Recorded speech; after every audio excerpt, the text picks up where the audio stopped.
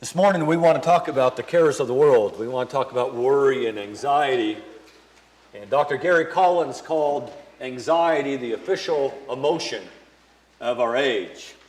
And a couple of other doctors have called it the underlying cause of most psychiatric problems.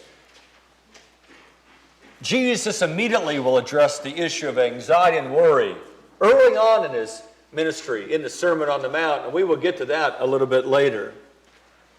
Worry, one of the dangers of worry, besides of health dangers and things like that, that the Christian has to think about, more than just what it can do to the physical body, is what worry can do to the soul. In the book of Luke chapter 8 and in verse 14, and the seed which fell among the thorns, these are those who have heard, and as they go on their way, they are choked. And the things that choke them are like riches and pleasures, but the first thing Jesus says is that can choke you spiritually, that can hinder and prevent spiritual growth, is worry, anxiety. And so the Christian realizes, this is not just one of those things that's not good for you physically.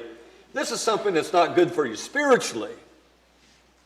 Living in a continual state of distress, that needs to be overcome. We just can't stay there. Worry is still with us. On the one hand, I guess I'm kind of surprised it's still with us if we did not factor any spiritual realities in. We have an improved standard of living. We have eradicated various diseases like smallpox and polio and things like that people don't worry about anymore. We have a lot of childhood vaccinations where they can take away a lot of parental worries. We have a longer lifespan. We're living longer now. We have far more conveniences in our world, yet we still live in a very anxious age. Life has never been simple. It's interesting when people talk about, I remember years ago it was simpler then. And yet, if life was so simple, why did Jesus deal with worry and anxiety in his generation? Obviously, life was not simple in the first century. They still had worry. They still had anxiety 2,000 years ago. Jesus' generation struggled with that as well because he's going to spend a good deal of a sermon just on that issue. He's going to spend almost 10 verses just dealing with anxiety. And in the Bible, that's a lot of verses on a topic in a particular chapter.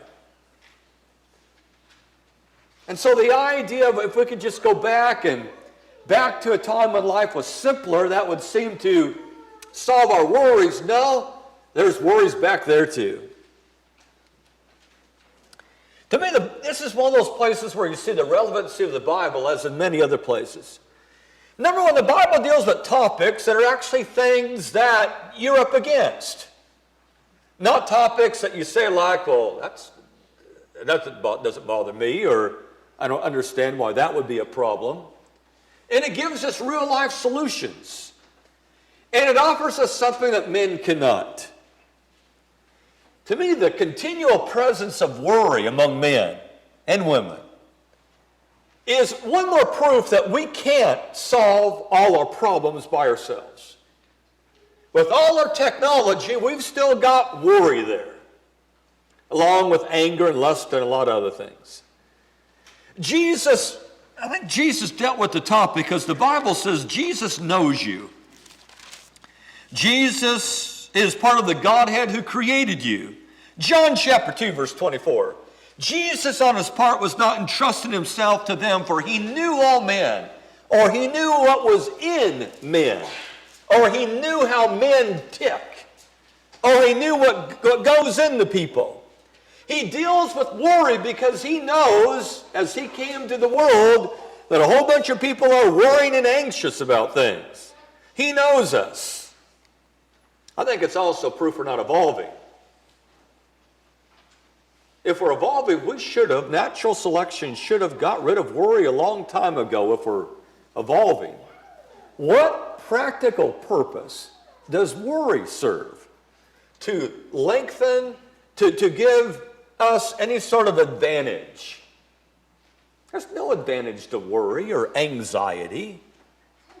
Why is it still with us? That should have been eliminated a long time ago if we were evolving. It's interesting, young people and worry. I ran into a number of things that young people worry about. One, it's essential that I am loved or approved by virtually everyone in my community. I must be perfectly competent, adequate, and achieving in order to consider myself worthwhile. It's a terrible catastrophe when things are not as I want them to be. That's just a horrible catastrophe when that happens. Unhappiness is caused by outside circumstances, and I have no control over them. All these people are constantly throwing monkey wrenches into my happiness. All these things are constantly coming in and upsetting my day and my life, and I have no control over them. Somebody riots halfway around the world and gas goes up 20 cents a gallon. Ah! I have no control over that. Dangerous or fearsome things are causes of great concern, and I must continually dwell upon their possibility. That's why I don't watch medical shows, because I start getting all the symptoms. They're talking about some rare disease, and I'm going like, I think I've got that. I know, I'm not going to watch that. Don't tell me what the latest danger is, because I'm going to start watching it and going like, I think I'm getting that. It's easier to avoid certain difficulties and self-responsibilities than to face them. Put stuff off. Just avoid responsibility. It's easier to do that. My past experiences and events are the determiners of my present behavior, and I can't break from the past. My past determines my future, and I can't break from that. And everything's just been mapped out.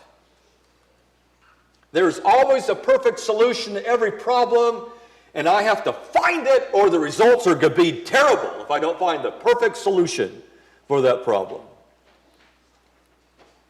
Interesting what Jesus said about worry. Again, he addressed it early on. He tackled it. And he gave us solutions.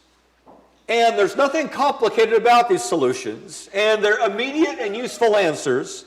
Something you can take out and try this at home and do it today.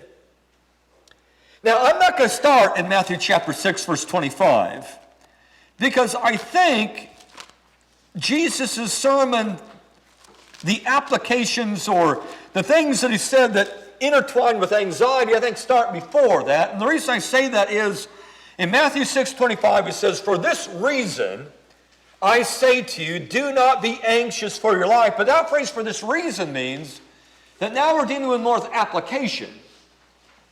But obviously, what has been said before that builds up to, "for this reason." Because of the things that I've been talking about, for this reason, don't be anxious. So let's go back a little earlier in the chapter, and I'm going to go all the way back to chapter 6, verse 1.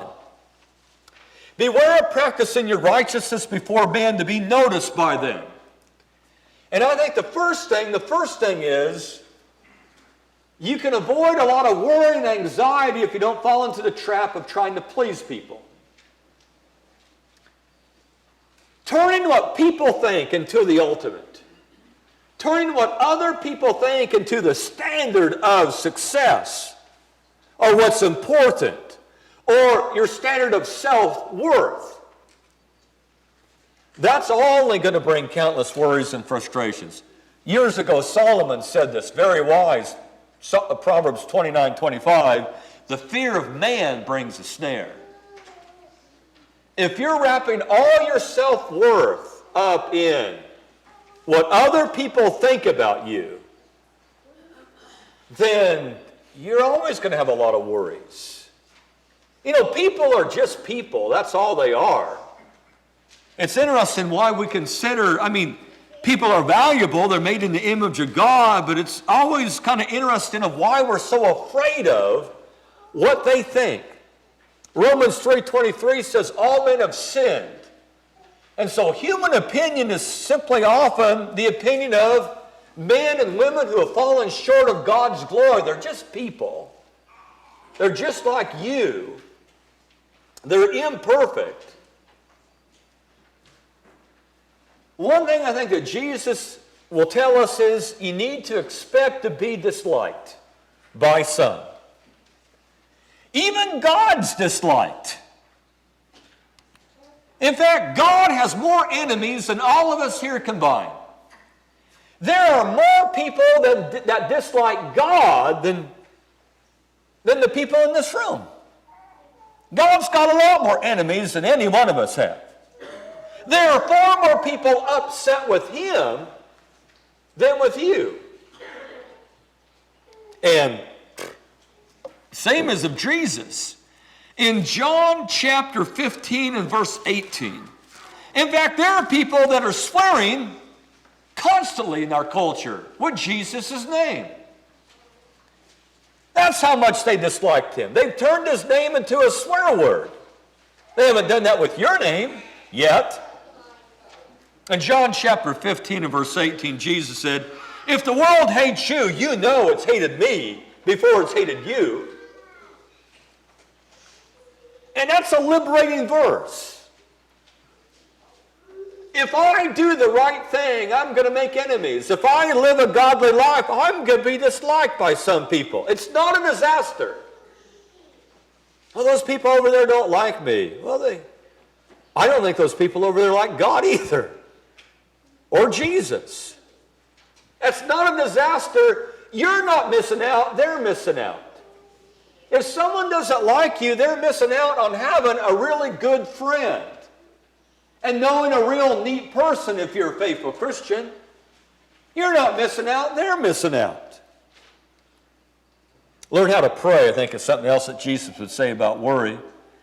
He tackles it in Matthew chapter 6, verses 6 through 15. Learn how to pray. Never going to be overcome worry unless you learn how to pray.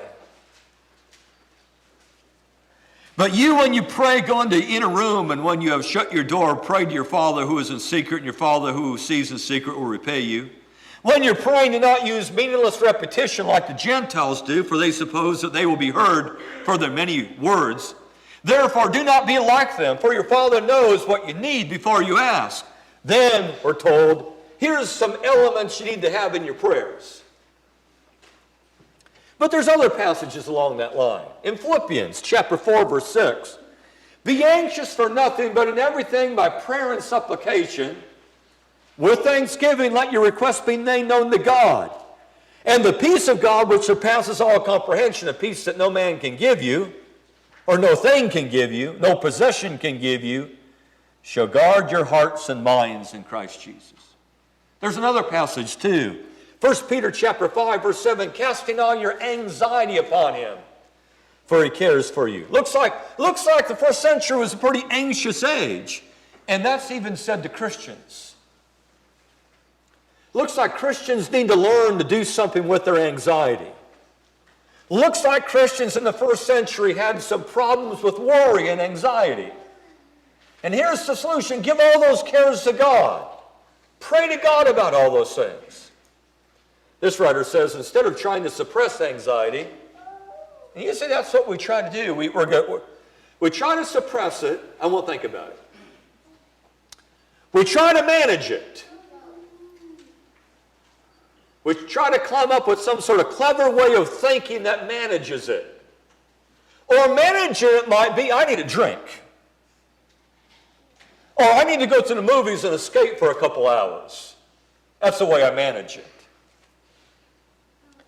Or maybe I'll just go and exercise. That's the way I'll manage it. Or maybe I'll try to smother them. I'm going to go out clubbing. That will smother my worries. But I think a lot of you say, well, I've tried a lot of those things and none of it has worked. Because when I come out of the movie theater, boom, the anxiety is still there, or it's with me, next to me in movie theater. That anxiety is next to me there, poking me. Every minute pokes me. Hey, I'm still here. You want to think about that now? I'm trying to watch a movie. Oh, okay. It's just they're just poking you. I like his thought here is that we can turn our anxiety to God. And when we do that, we'll discover that we've kind of slipped into continuous praying. Kind of where you're talking to God basically throughout the day. Thanking God, giving your cares to God, asking God for wisdom. Where you're having almost like a running conversation with God throughout most of the day. Like a good friend, like if you were working with a good friend throughout the day, you would have a running conversation with that person.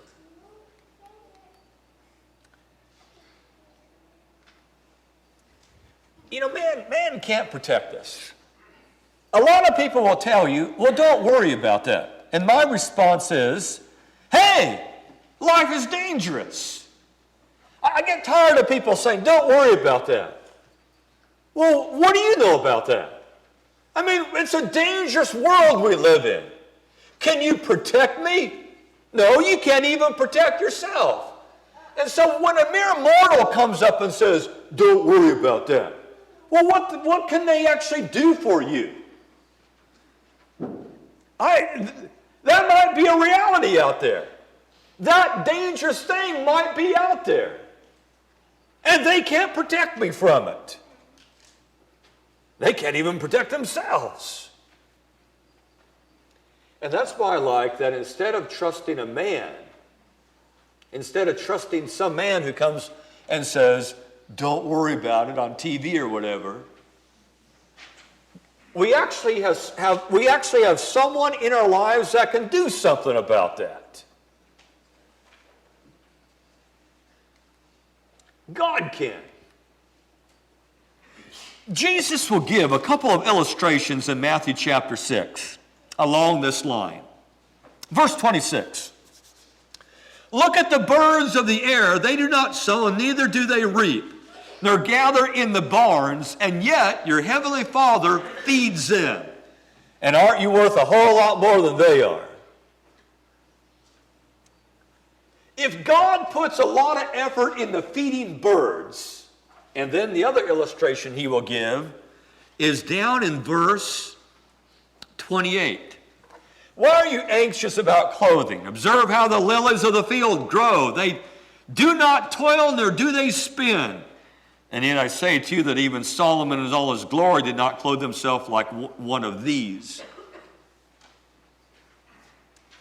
If God puts a lot of effort into feeding birds and clothing an earth with beautiful wildflowers, which may be destroyed tomorrow,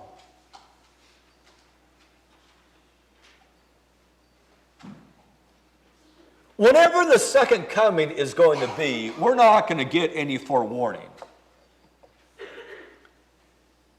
If the second coming happens in summer, there will still be spring.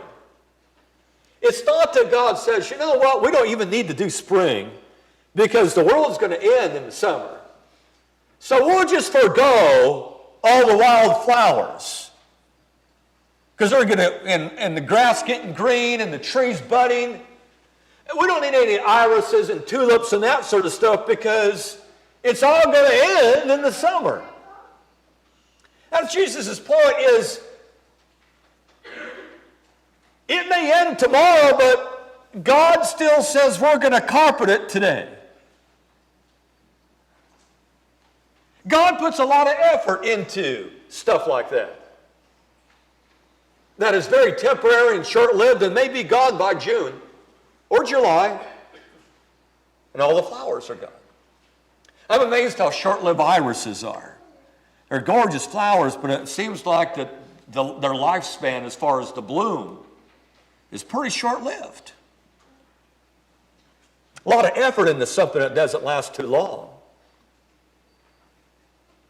But you're going to live on forever and ever. God takes care of birds, and birds have no Social Security. They have no health care plan. There are no 401k plans for birds. Birds have no refrigerators or microwave ovens. Birds have no grocery stores. People are the ones who buy bird seed. Birds don't buy any bird seed. I need 25, birds don't go to the Wilco. We need 25 pounds of that mixture you got over there. My husband, he likes that mixture with all the sunflower seeds in it. That's the one he was wanting. Birds don't do that. People buy bird seed. Birds don't. Birds have no actual homes that are built by a building permit. And yet God takes care of them. You don't see birds dropping dead right and left. But you got all those things. So what are you worrying about? Here are birds that have none of the advantages you have, and you're the one worrying. They don't have any of those advantages, and they seem to get along just fine. What is going to last? In Matthew chapter 6, verses 19 to 24, do not lay up for yourselves treasures upon earth, where moth and rust destroy, where thieves break in and steal. Don't do that. If you do it, you're going to have worry. I think what Jesus is saying, you got to come to terms with the fact is that earthly things are going to let you down. Expect to lose some. I think that's what he's telling you, verse 19. Expect to lose some money. Expect to lose some possessions. Expect it. If you've got this attitude of, I'm not going to lose anything, you're going to be very frustrated. Because moth and rust and thieves, whether they're blue-collar thieves or white-collar thieves, whether they're the thieves on Skid Row or the thieves on Wall Street, you're going to lose some stuff. Expect it. Don't be shocked when your earthly things break and need repair. Moth and rust destroy. All earthly things are temporary. Don't be shocked when there's leaks in your budget. I didn't plan on the washing machine going out this month. That's moth and rust. Life is going to be like that. Your whole life is going to be one of where you're going to have there's going to be a hole in your budget. There's going to be a little drain there that stuff falls out of. It's moth and rust and thieves. And so it's far from the end of the world where you put something in the microwave and spark and smoke and stuff. And you go like, I need another one. Yeah, you do. Moth and rust. Nothing to worry about. Your stuff will let you down. Your stuff will let you down. Don't lay up for yourselves treasure there. Be a good steward. Manage your resources wisely. Don't live beyond your means. But whenever it's the latest and the greatest, and we've gone through enough cycles like that, it was all the high-tech stocks that let people down. Then it was property, let people down. Now it's gold. And we know what's going to happen. It's going to eventually let you down. Anything that people say that's the thing you got to put money into now is eventually going to let you down. Be wise. Be a good steward. But just remember this verse that you're up against. It will let you down. Make sure you got treasure in heaven. And don't get all upset about the aging process. That's a natural thing, and maturity and growing old is good. What did the Proverbs say? A crown of gray hair is glory. The glory of young men is their strength, and the glory of old men is their gray hair. Glory. I've got some glory. I'm getting glory. Hey, what do you got? Hey, you got a little glory going on there. That's what it is. It's glory. Remember your purpose here. Verse 25. Jesus said, "Is not life more than food and the body more than clothing?" If you don't remember why you're here, you're going to worry. But seek first the kingdom of God and his righteousness, and all these things will be added to you. Verse 33. Sometimes if you're worrying a lot, a couple of things may be going on. One could be, I've forgotten why I'm here. Or number two, my treasure's in the wrong place. A whole lot of worry is typically an indication, like a gauge on a car, something's been misplaced. Maybe I've forgotten why I'm here in the first place. I am here to glorify God. I'm here to seek him first. I'm here to live a godly life. In other words, don't spend all your time scraping for existence. You see, the Lord made this world where you don't have to work 24/7. You don't have to work all the time to get by, to survive. That's not the way this world was created. In Acts chapter 14, verse 17, God gives you fruitful seasons so you can have some leisure time. Not to just live selfishly, but rather to go out there and really do the rewarding, fulfilling things of life. Building a strong marriage and raising a wonderful family and spending time with your kids and good friends and worshiping God and teaching other people about the gospel and making your little world a better place. God says, I want you having enough time to do all that. That's what life is all about. But if you're all concentrated on work, that's not the main purpose of life. You're working so you can get to this. That's the main purpose of life. Worry doesn't accomplish anything. And Jesus noted that. What does it really do? I mean, anxiety, what's anxiety really getting you? Where's it? Is there any goal we're getting to? He would say in verse 27, which of you by being anxious can add a single cubit to his lifespan? You can't even make yourself live longer by all that worry and anxiety. That worry and anxiety is not going to pay the bills. You can't take it to Safeway and say, now, I've been worrying for an hour, what's that worth? What can I buy with that? You can't buy anything with that. Worry, one writer says, like a rocking chair. It gives you something to do. You're not getting anywhere, though, except usually I run up against the wall and scrape it in the back if I'm in a rocking chair. That's what I do.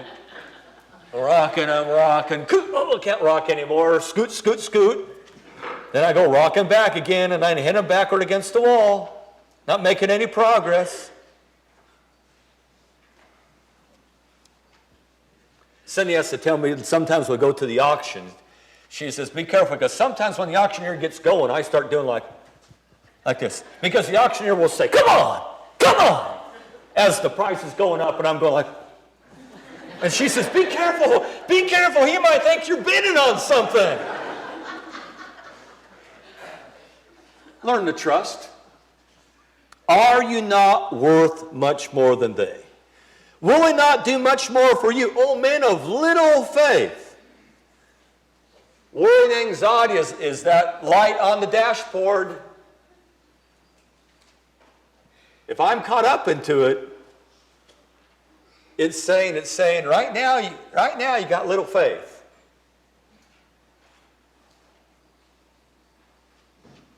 Yes, others can't protect us. We can't even protect ourselves. If bad stuff happens for a Christian, you got the wonderful passage of Romans 8:28 that all things work together for good to those who love God and are called according to his purpose. If bad stuff happens, at least as a Christian, you know, then it can always be turned into something wonderful and glorifying and useful. There may be one here this morning who's not a Christian. Mark 16:16, he that believeth and is baptized shall be saved.